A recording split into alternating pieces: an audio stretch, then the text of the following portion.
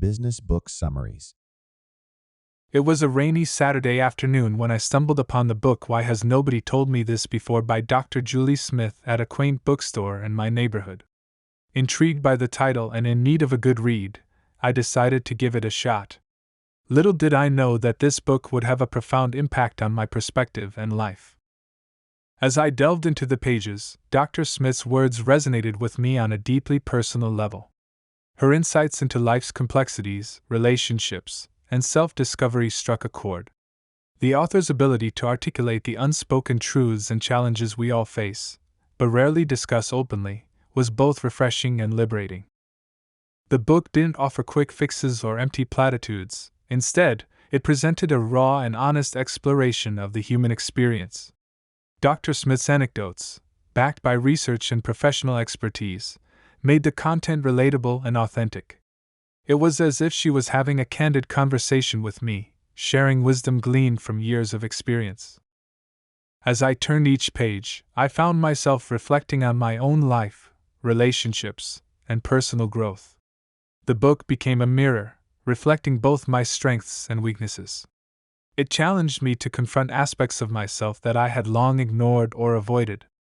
It was a journey of self-discovery that, at times, felt uncomfortable but ultimately led to a deeper understanding of who I am.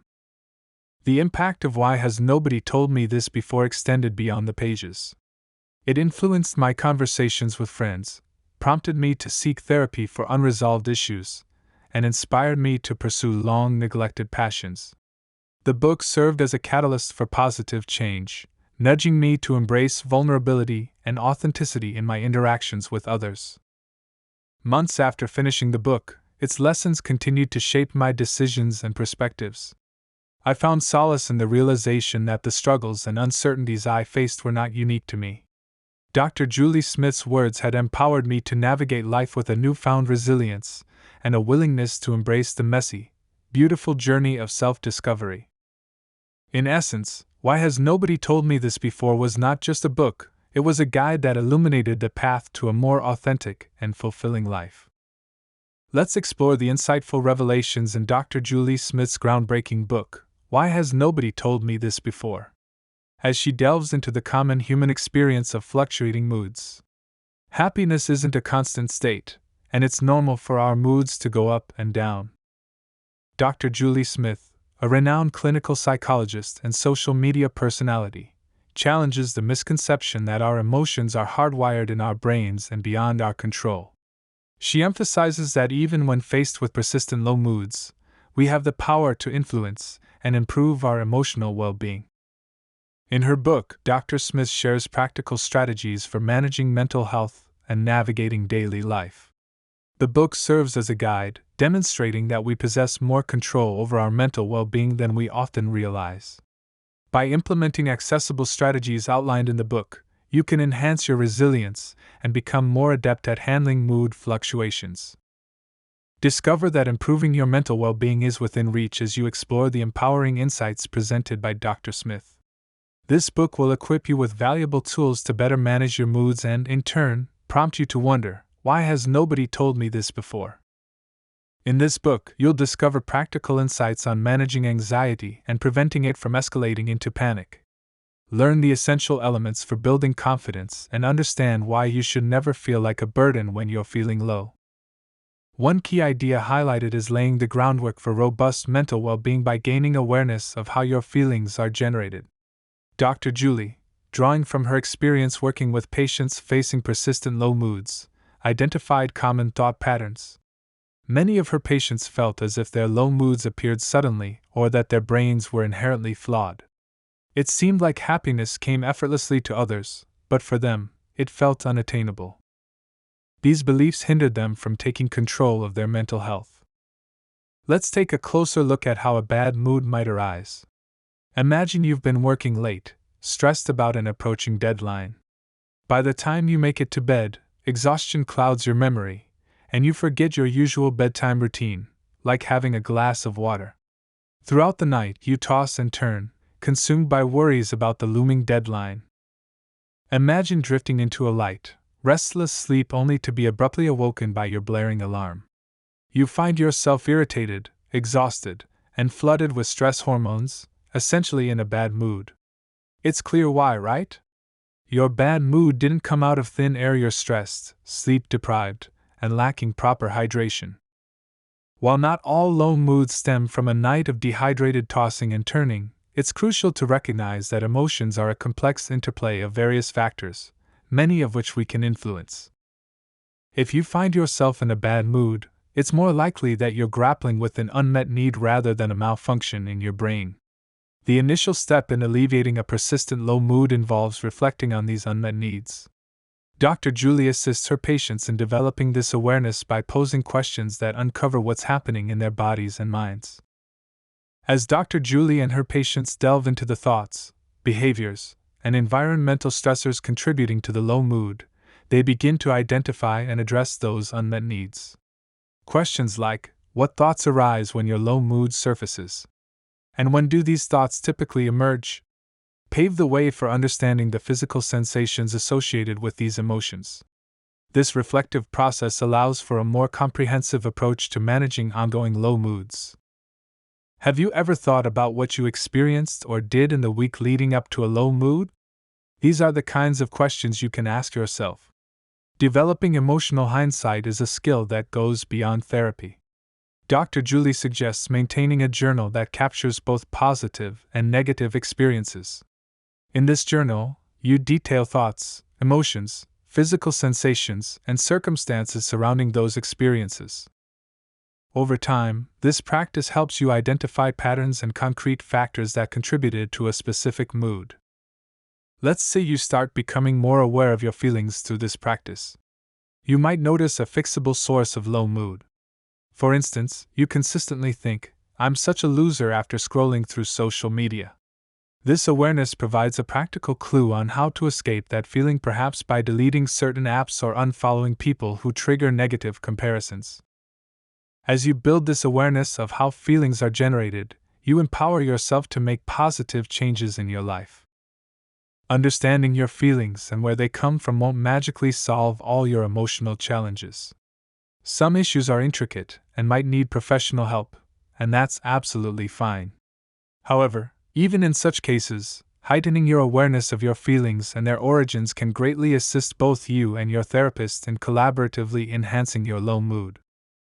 Remember, feelings aren't confined to your head, they're in your body, your living conditions, your past, your present, and the influences surrounding you. The more adept you become at dissecting the factors contributing to your emotions, the clearer the changes within your control will appear. Another key concept is transforming bad moods into better ones by focusing on making good enough decisions. Persistent low moods can trap us in a cycle, making it difficult to make beneficial choices. When we're feeling down, we often seek quick relief, leading to decisions that may not be helpful in the long run. It's like choosing junk food over a nourishing meal or calling in sick due to stress, only to burden our future selves with a heavier workload.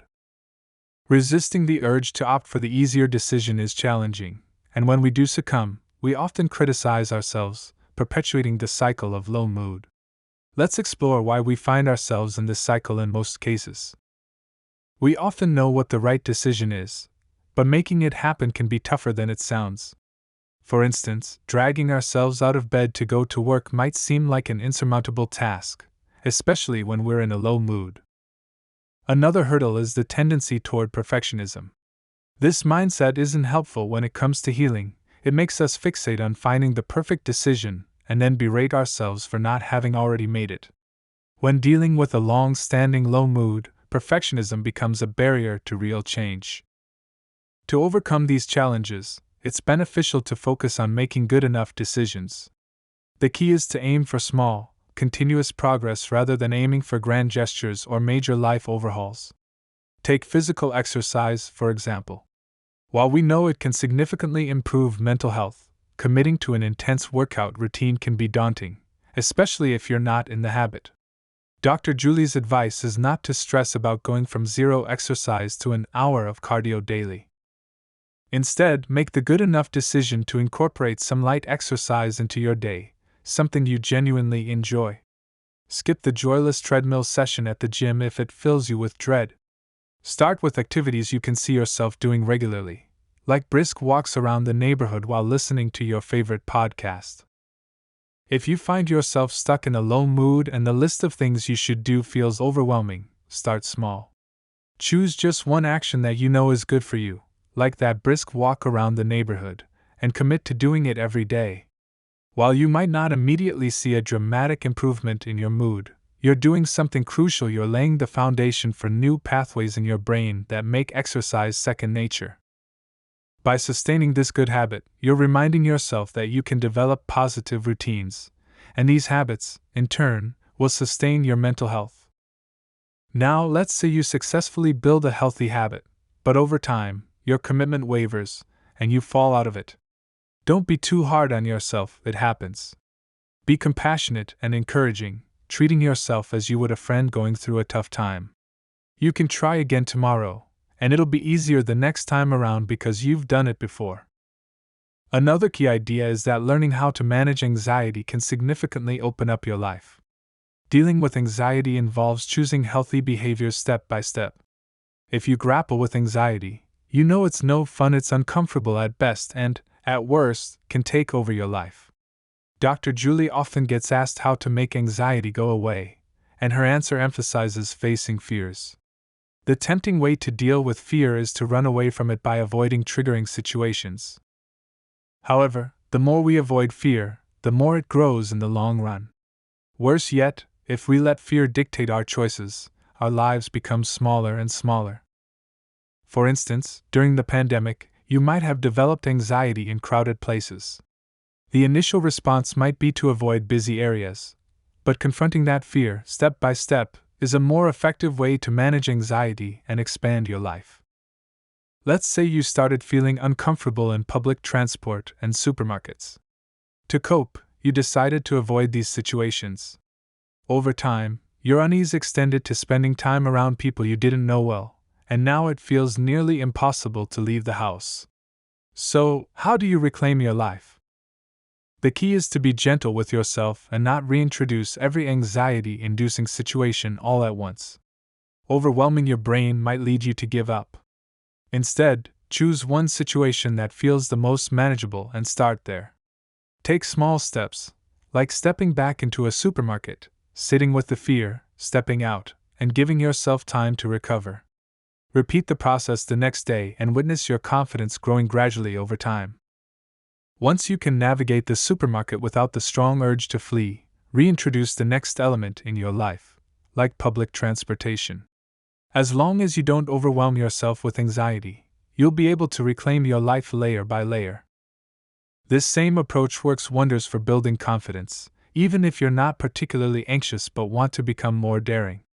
Your confidence will grow over time if you muster the courage to face things that make you feel uneasy, as long as you do it gradually and with repetition. Ensuring ample recovery time and avoiding situations that trigger panic are crucial. Remember, courage comes before confidence. Facing your fears is the key to overcoming them. Fear is a natural part of new situations, creative risks, and learning experiences. So, if you aspire to live a life filled with creativity, risk, and growth, confronting fear is essential.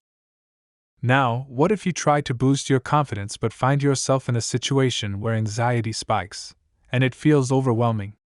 Imagine thinking you were ready for the supermarket but end up hyperventilating in the produce aisle. Don't worry, you're not alone. Many of Dr. Julie's patients experience these flare-ups when they first seek help. One of the first skills Dr. Julie teaches her new patients is a technique called square breathing. It's an easy-to-learn practice from her toolkit that can assist you in any situation where anxiety might escalate into panic. The best part? You can do it anywhere, and nobody will even know you're doing it. Here's how it works. 1. Find something square: a window, a picture frame, anything with 4 corners. 2. Gaze upon the bottom left corner of the square and count to 4 as you breathe in, moving your eyes up to the top left corner. 3. Hold your breath for 4 seconds, moving your eyes to the top right corner. Exhale for 4 seconds as you shift your eyes to the bottom right corner. Hold your breath again for 4 seconds, moving your eyes back to the bottom left corner. That's it. Deep breathing will help calm your anxiety, and following the square pattern ensures you do it long enough for the benefits to kick in. Give it a try the next time you feel panic starting to build. Another key idea is to ask for help when you need it and learn to give it in return. Asking for help can be tough due to cultural taboos, expensive therapists, and limited availability of mental health services. Moreover, it's challenging to seek help from people we know, as depression often makes us push them away when we need them the most. It's common to believe that showing people you're struggling is burdensome. However, breaking through these barriers and seeking or offering help can be a crucial step toward healing and support. When you're feeling depressed, it's common to withdraw from people, thinking that your low mood will only bring others down. However, here's something powerful to remember: the positive effects of social support go both ways. Studies show that when someone provides even low-level social support to another person, it changes their brain chemistry. They experience positive emotions like courage and hope, and it can even help them cope with the harmful effects of trauma and chronic stress. Yes, that's right, you're doing yourself and your loved ones a good thing when you let them help you when you need it. Knowing this, don't hesitate to reach out to your loved ones when you're feeling down. Human connection is one of the most potent tools for maintaining mental well-being, and social isolation only worsens depression. It might be challenging at first, and you may not feel like you have much to say.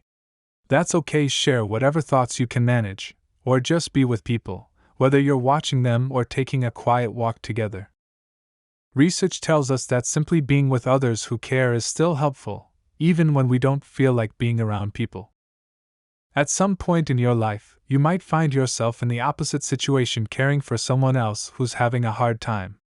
Supporting a loved one struggling with their mental health can be stressful and make you feel inadequate. However, remember that caring for others during times of stress is a way to heal ourselves too. Dr. Julie offers a few pointers to help you feel more confident in the supporting role. Firstly, don't underestimate the power of simply being with someone who's feeling depressed. Checking in and showing that you care can make a significant difference. If you're unsure of what to say or how to help, ask them directly how you can be supportive. Often, the person you're helping knows what they need. What they might not realize is that there's someone in their life willing to assist.